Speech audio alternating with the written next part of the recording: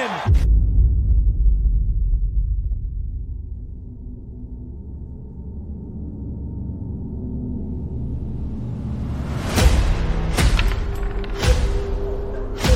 Your numbers just matched, all of them. $800 million. Your name. Tonight. Now, most videos at this point would say, here's what you'd buy. Lamborghinis, mansions, private jets. But that's not what this video is. Because here's the truth that nobody puts in the thumbnail. 70% of lottery winners lose everything within 7 years. Not some, not a few unlucky ones. 70%. And the ones who don't lose the money? A shocking number of them say, on record, that winning destroyed their life. So today, we're going to do something different. We're going to walk through every single decision you'd have to make, starting the moment you realize you've won, and figure out what actually separates the survivors from the statistics. This isn't a fantasy. This is a survival guide. Let's go. It's late. You're checking your ticket. Maybe it's at your kitchen table. Maybe it's in your car. And then, the numbers match. Your hands are shaking. Your brain is doing something it has never done before in your entire life. It is trying to process a reality it has no framework for. And this is the most dangerous moment of the entire experience. Because in the next 24 hours, your instincts will be completely wrong. Your instinct says, call someone, share this, celebrate. Psychology says, sit down, breathe, tell no one. Here's why that matters. The moment another human being knows you have that ticket, your power is gone. You have introduced another variable into a situation that you cannot yet control. And people, even people who love you, will not react the way you think. They will panic. They will make demands. Some will be subtle about it. Some won't. And you're not equipped to handle that yet, because your own brain isn't working right. Neuroscience actually shows that sudden extreme wealth triggers the same neural pathways as trauma. Your prefrontal cortex, the part that makes rational decisions, is being flooded by dopamine and cortisol at the same time.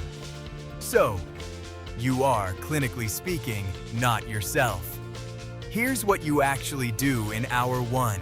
Sign the back of the ticket. In most states, an unsigned ticket belongs to whoever holds it. Sign it immediately. Take a photo of both sides, front and back. Email it to yourself. Now you have a time-stamped digital record. Put the ticket somewhere secure. A safe if you have one. A bank safety deposit box first thing in the morning. Do not post anything online. Not a hint. Not a "something amazing just happened" caption. Nothing. And then, sleep? Or try to. Tomorrow begins the real work. Let's talk about the number on the screen versus the number in your pocket. Because this is where most people's fantasy falls apart. The jackpot says $800 million. You choose the lump sum, which you should, and we'll explain why in a second, and that immediately drops to roughly $480 million. That's just how the lump sum calculation works. Then, the federal government takes 37% off the top. You're now at around $302 million. Then your state takes their cut. Depending on where you live, that's another 5–10%. Final number in your bank account? Somewhere between $270 and $290 million. Still life-changing, obviously. But it is less than a third of the number that made you cry last night. Now, why lump sum over annuity? The annuity pays you the full $800 million, but over 29 years. It sounds better. It's not, for most people. Here's why. Inflation erodes those future payments. $1 million in 29 years buys significantly less than $1 million today. And more importantly, you lose control. You cannot invest large sums strategically. You cannot respond to opportunity. The lump sum, invested intelligently, will outperform the annuity in almost every realistic scenario. The exception, if you genuinely do not trust yourself with money. Then, the annuity is actually a brilliant forced discipline tool. And there's no shame in that. Knowing yourself is half the battle. You need 3 people, in this exact order. Number 1, a lottery attorney. Not a financial advisor. Not your uncle who's good with money. An attorney who specializes in lottery winnings. Why an attorney first? Attorney-client privilege. Anything you tell them is legally protected. You can speak freely. You can plan without that information being exposed. They will also advise you on something critical, whether to claim anonymously. 8 states currently allow lottery winners to remain anonymous. If you're in one of them, use it. Ruthlessly. Because the moment your name goes public, your old life is over. Every distant relative, every old classmate, every stranger who thinks they deserve a piece, they're all coming. Number 2, a fee-only fiduciary financial advisor. Not someone who earns commission on products they sell you. A fee-only fiduciary, someone legally required to act in your best interest. They will help you build a wealth structure, trusts, LLCs, investment accounts, legal entities that protect your money and manage it across generations. Number 3, a therapist. I'm serious. Lottery winners have some of the highest rates of depression, anxiety, and suicide of any demographic studied. The psychological weight of this is real and it is underestimated. The guilt, the paranoia, the identity loss, the isolation. Money solves financial problems. It does not solve human ones. Get ahead of it. Here's something nobody talks about. Money, at this scale, doesn't make you more of who you are. It makes you less. It removes friction. And friction, as painful as it is what builds character. It's what makes relationships meaningful. It's what gives accomplishment its weight.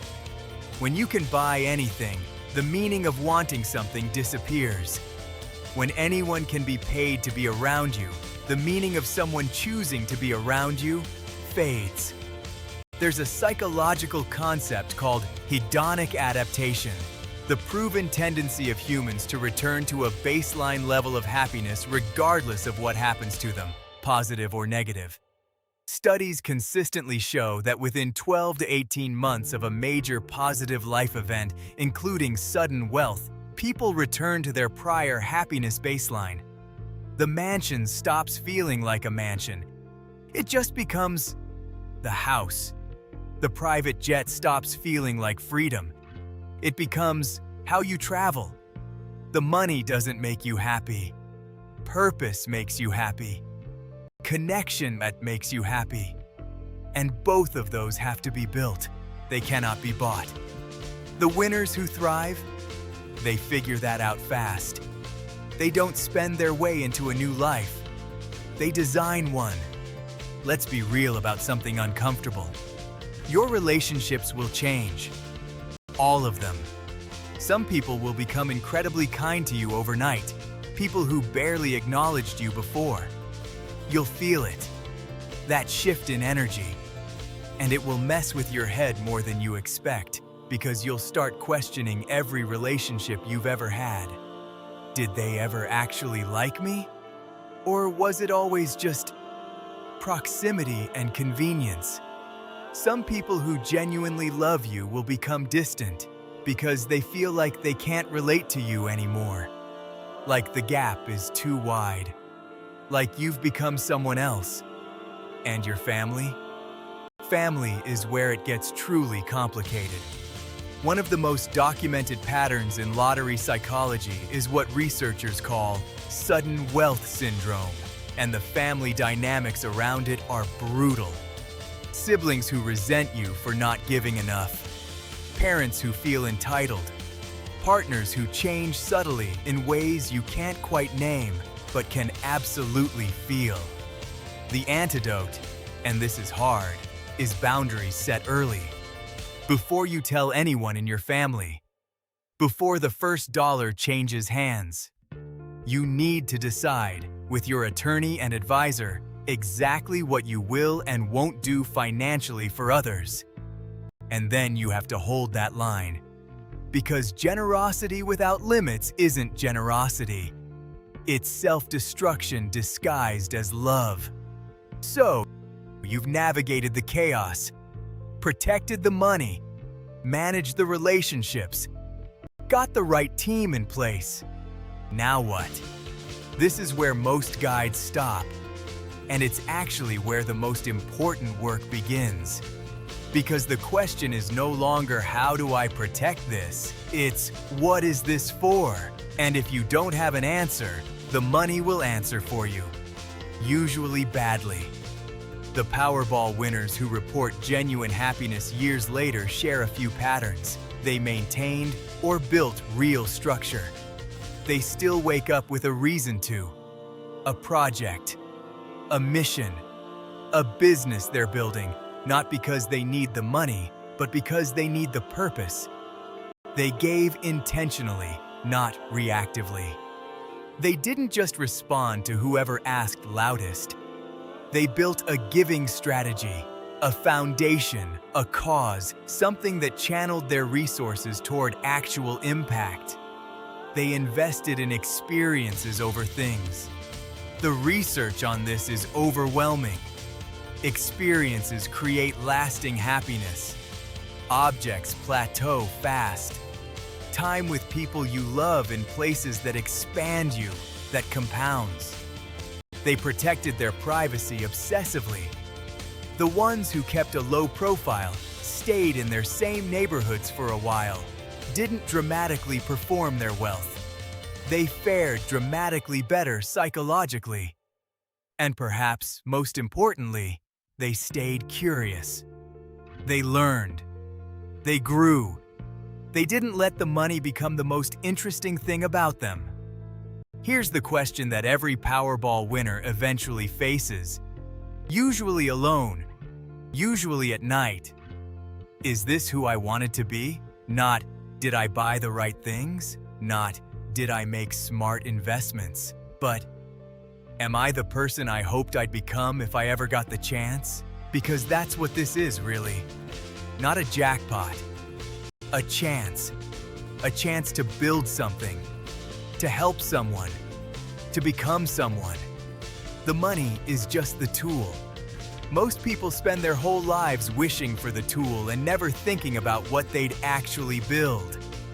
So maybe the most valuable thing you can do right now, whether you ever win $1 or not, is answer that question. What would you build? If this video made you think differently about money, about purpose, about what you actually want, share it with someone who needs to hear it. Subscribe if you want more deep dives like this.